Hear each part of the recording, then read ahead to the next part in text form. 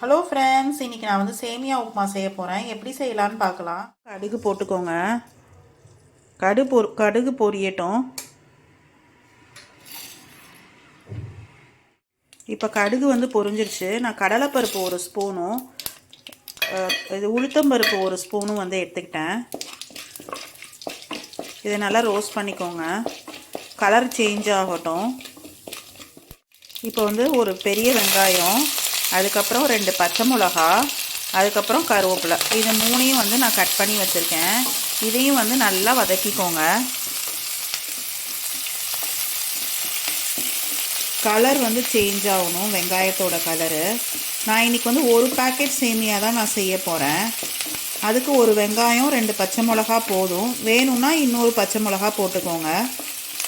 தேவையான அளவு உப்பு போட்டுட்டேன்.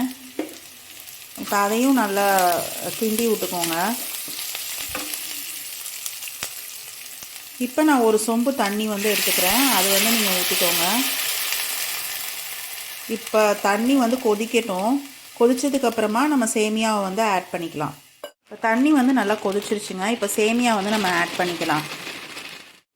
இப்போ சேமியாவை வந்து நல்லா ஆட் பண்ணிக்கோங்க.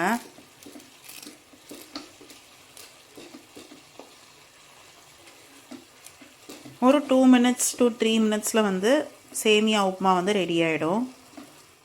பாருங்கள், 2 மினிட்ஸில் வந்து உப்புமா வந்து நல்லா ரெடி ஆகிடுச்சு. இப்போ இதில் வந்து கொத்தமல்லி வந்து தூவி விட்ருங்க.